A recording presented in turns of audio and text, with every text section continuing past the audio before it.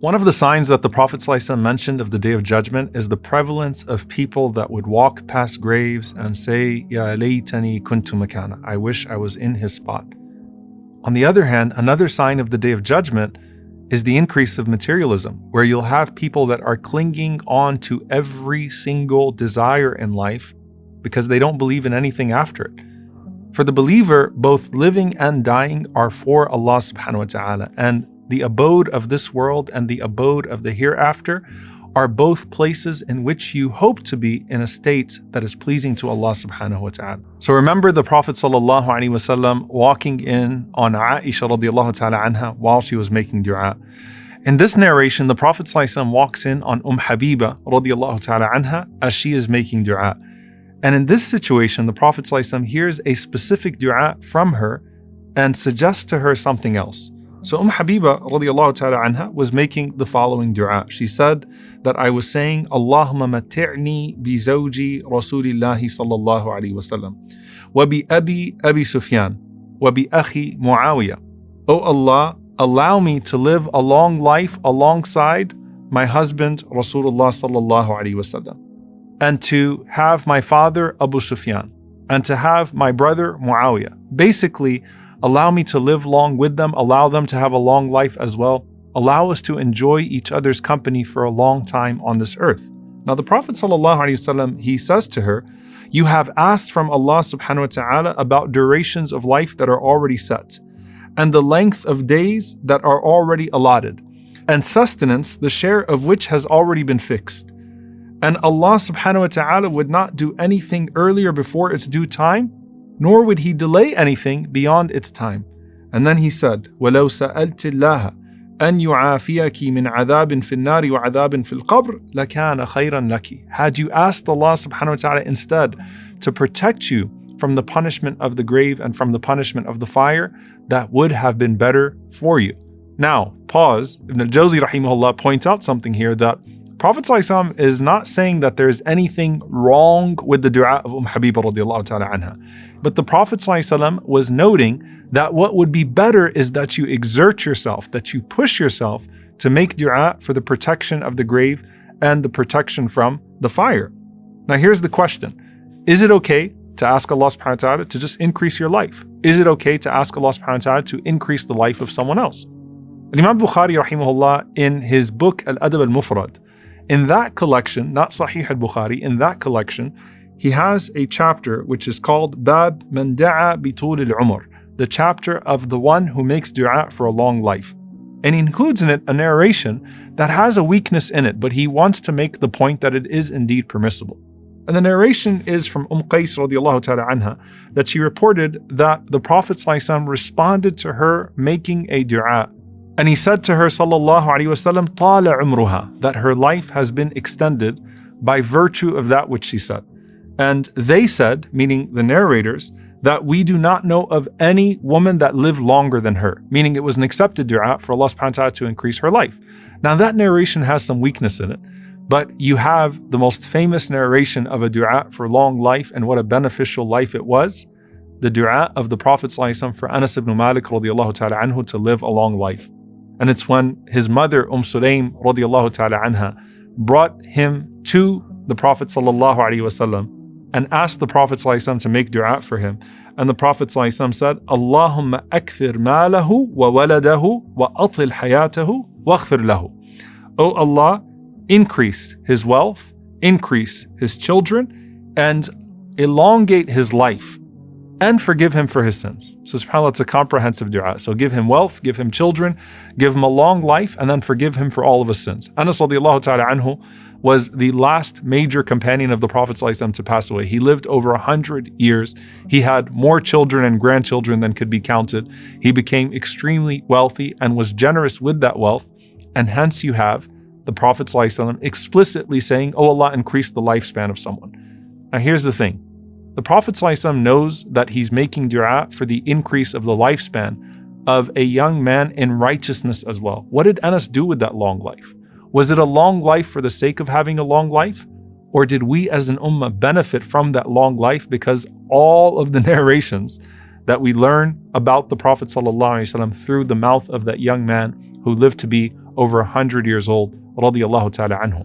So we shouldn't pursue long life for the sake of long life, nor is it particularly beneficial to just ask Allah subhanahu wa ta'ala to live for many years on this earth.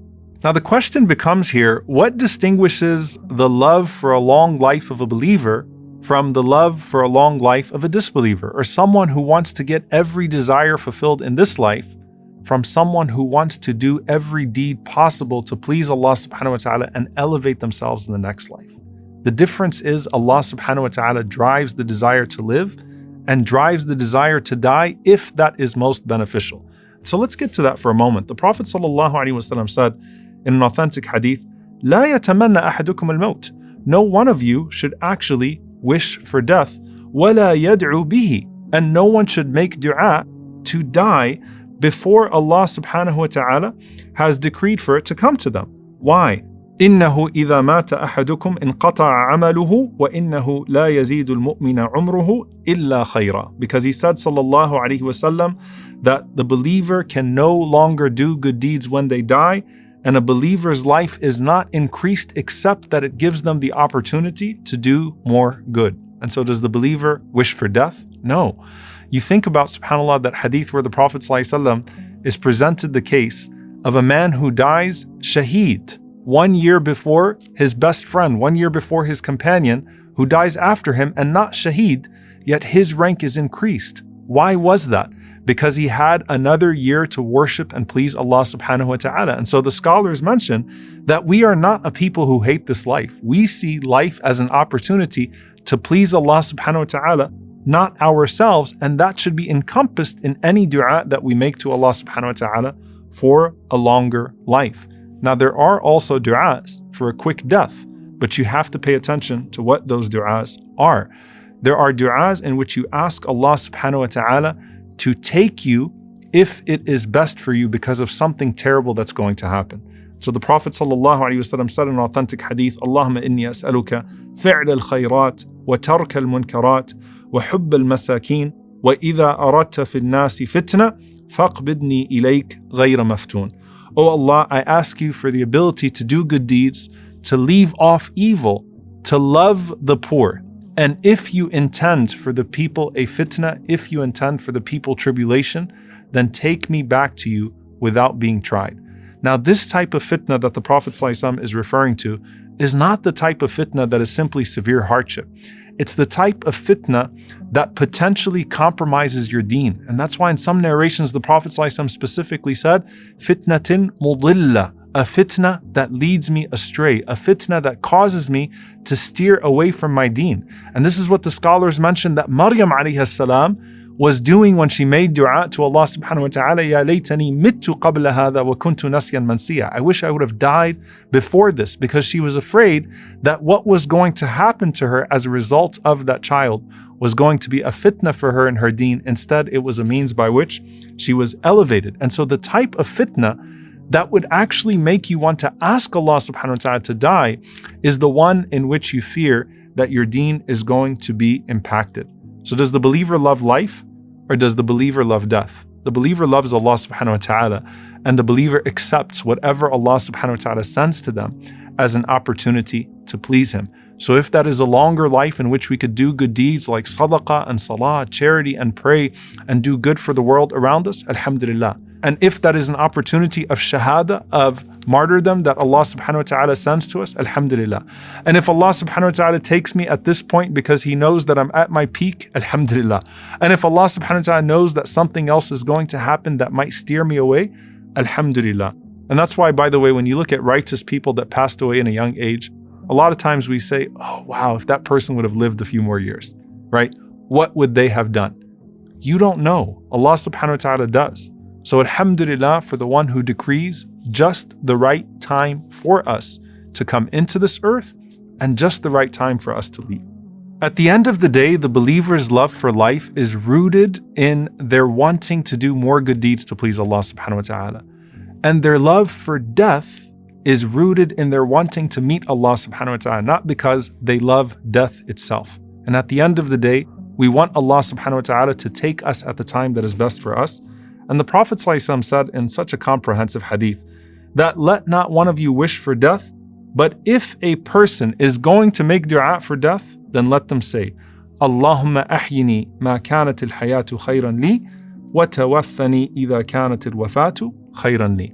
O Allah, let me live as long as life is better for me, and let me die when death is better for me.